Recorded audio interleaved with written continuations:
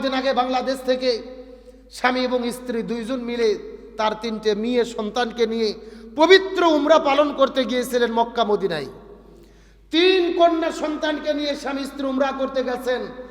কিন্তু সেই মক্কা মদিনায় যাওয়ার পরে উমরার কাজ সম্পাদন করার পরে হঠাৎ করে তারা রোড অ্যাক্সিডেন্ট হয়ে বাবা মারা গেছেন, মা মারা গেছেন। 3টা কন্যা সন্তানের মধ্যে 2 জন মারা গেছেন।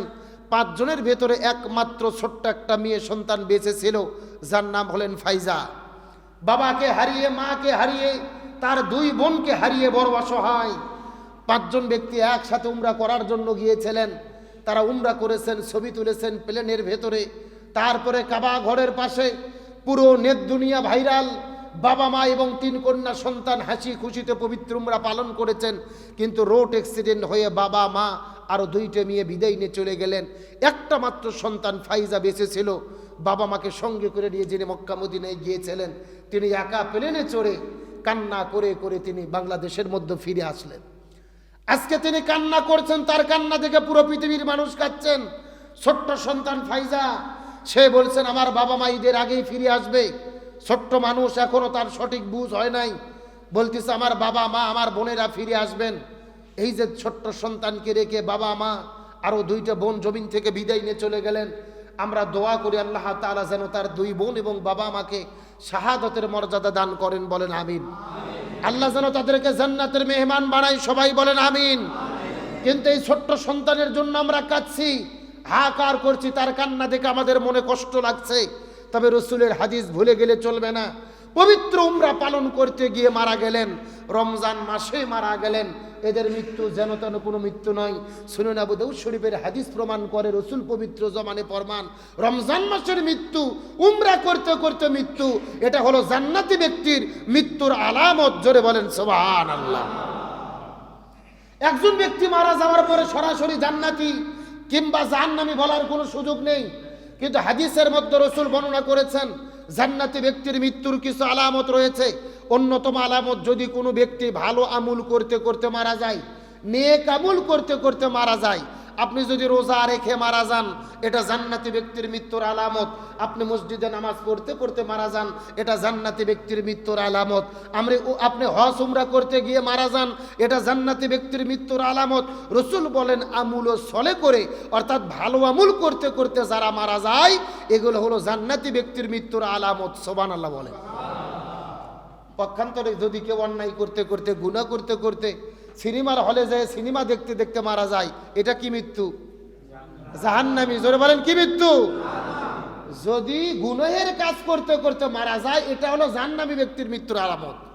আর যদি নেকির কাজ করতে করতে মারা যায়, এটা জান্নাতি ব্যক্তির মৃত্যুর আলামত। গত শুক্রবারে আমার নিজের ফুফু মারা গেছেন, আমার 2টা ফুফু। বড় ফুফুটা 3 বছর ধরে তিনি অসুস্থ ছিলেন, একেবারে এমন মুমূর্ষ অবস্থা, বেটে তিনি পড়েছিলেন। 3 বছর পরে গত শুক্রবারে পবিত্র রমজানের দিনে এবং শুক্রবার দিনে তিনি মৃত্যুবরণ করেছেন। আলহামদুলিল্লাহ বলেন। 3 বছর ধরে তিনি বেডে পড়েছিলেন, অসুস্থ ছিলেন। 3 বছর পরে আল্লাহ তাআলা রমজান মাসে তার মৃত্যু দিলেন। নিঃসন্দেহে এটা ভালো লক্ষণ কিনা? অবশ্যই এটা ভালো লক্ষণ। রমজান মাসের মৃত্যু এটি ইমানদার ব্যক্তিদের মনের চাওয়া, আমাদের আকুতি।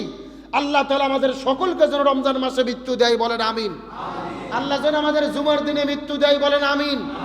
আল্লাহ তাআলা আমাদের যেন নেক আমল করতে করতে মৃত্যু দেয়, সকলে বলেন আমিন। তবে বাবা যদি মারা যায়, মা যদি মারা যায়, আমরা যতই বাবা মার মৃত্যুর কথা বলে কান্নাকাটি করি আর আলোচনা করি না কেন, এই পৃথিবীতে বাবা এবং মা কি জিনিস, এটা যাদের বাবা মা মারা গেছে একমাত্র তারাই আর সঠিক অনুভূতি বুঝতে পারবে।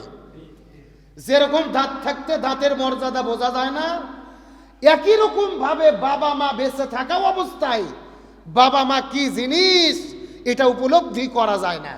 পবিত্র রমজান মাস আমাদের মধ্য থেকে দিন দিন করে বিদায়ের পথে।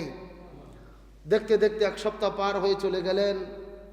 আল্লাহ তাআলা আরবিতে হিসাব গণনার জন্য 12টি মাস দান করেছেন। আর এই আরবি 12 মাসের মধ্যে আল্লাহর কাছে সবচেয়ে গুরুত্বপূর্ণ, সম্মানিত, মর্যাদাপূর্ণ যে মাস, সে মাসটি হলেন পবিত্র মাহে রমাদান।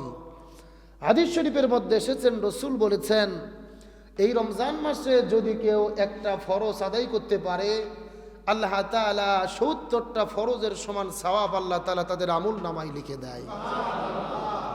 এই রমজান মাসে যদি কেউ একটা নফল ইবাদত আদায় করতে পারেন, ওই একটা নফল আদায় করার ওসিলা করে আল্লাহ তাআলা তাদের আমল নামার ভেতরে আল্লাহ তাআলা ফরজের সমান সমপরিমাণ সওয়াব আল্লাহ দান করে দেন। সুতরাং এই মাসটিকে আমাদের বেশি বেশি গুরুত্ব দেওয়া দরকার, বেশি বেশি নফল নামাজ আদায় করা দরকার। ফরজগুলো তো অবশ্যই আদায় করব, ওয়াজিবগুলো অবশ্যই আদায় করব। ফরজ এবং ওয়াজিবের পাশাপাশি আমরা যত নফল ইবাদত করতে পারবো, প্রত্যেকটা নফলের বিনিময়ে ফরজের সমান সওয়াব দান করবেন কে? হাদিস শরীফের মধ্যে এসেছেন, রাসূল বলেছেন, রমজান মাস যখন আসে আল্লাহ তাআলা আসমান থেকে রহমতের দরজা বান্দাদের উপরে খুলে দেন। জোরে বলেন সুবহানাল্লাহ। বিশ্বনবী করিম সাল্লাল্লাহু আলাইহি ওয়াসাল্লাম পবিত্র রমজান মাসের গুরুত্ব, ফজিলত, তাৎপর্য বোঝাতে গিয়ে বর্ণনা করে বলেন, এই রমজান মাসে যদি কেউ একটা ফরজ নামাজ আদায় করতে পারেন, রমজান মাসে যদি কেউ একটা ফরজ আদায় করেন, একটা ফরজের বিনিময়ে আল্লাহ তাআলা ৭০টা ফরজের সমান সওয়াব দান করবেন। যদি কেউ একটা নফল নামাজ আদায় করতে পারেন, যদি কেউ নফল কোনো ইবাদত পালন করতে পারেন, এই নফলের বিনিময়ে আল্লাহ তাআলা ফরজের সমান সওয়াব দান করে দেবেন। এমনকি রমজান মাস যখন জমিনের মধ্যে চলে আসে, রমজান মাসের ওসিলা করে আল্লাহ তাআলা আসমানের মধ্য থেকে রহমতের দরজাগুলোকে খুলে দেন। এমনকি কবরের ভেতরে আল্লাহ তাআলা গজবের ফেরেশতাদেরকে আল্লাহ তাআলা বন্ধ করে দেন। কবরের মধ্যে আল্লাহ তাআলা জাহান্নামের দরজাগুলো বন্ধ করে আল্লাহ তাআলা জান্নাতের দরজাগুলো প্রবাহিত করতে থাকে। রমজান মাস যখন আসে, কবরের আযাব আল্লাহ তাআলা বন্ধ করে দেয়। সুবহানাল্লাহ বলেন। আল্লাহ তাআলা আসমান থেকে রহমত নাজিল করেন, বরকত নাজিল করেন, এমনকি কবরের মধ্যে থেকে গজবটা বন্ধ করে দেন। তাহলে রমজান মাসে যদি কেউ মৃত্যুবরণ করে, এটা কি সৌভাগ্য না দুর্ভাগ্য? রমজান মাসে মৃত্যুবরণ করাটাও সৌভাগ্যের ব্যাপার। সুবহানাল্লাহ বলেন। এজন্য দেখবেন আমরা কিন্তু দোয়ার মধ্যে বলি, আল্লাহ আমাদের যখন আপনি মৃত্যু দেবেন, দিনটা যেন জুমার দিন হয়, মাসটা যেন রমজান মাস হয়। তার মানে বোঝা গেল জুমার দিনে এবং রমজান মাসে মৃত্যুবরণ করা ভালো লক্ষণ না খারাপ লক্ষণ? এটা আল্লাহর কাছে আমাদের চাও, আমাদের প্রার্থনা। কত মানুষ আজকে বিছানায় পড়ে আছেন, কত মানুষ রমজান মাসে জমিন থেকে বিদায় নিয়ে চলে যাচ্ছেন। আমরা বুঝি না, হতাশা হই, কান্না করি, কিন্তু রমজান মাসের মৃত্যু যেন তেন কোনো মৃত্যু নয়। রমজান মাসের মৃত্যু, সুনানে আবু দাউদ শরীফের হাদিসে রাসূল বলেছেন, রমজান মাসের মৃত্যু হলেন জান্নাতি ব্যক্তির মৃত্যুর আলামত। জোরে বলেন সুবহানাল্লাহ।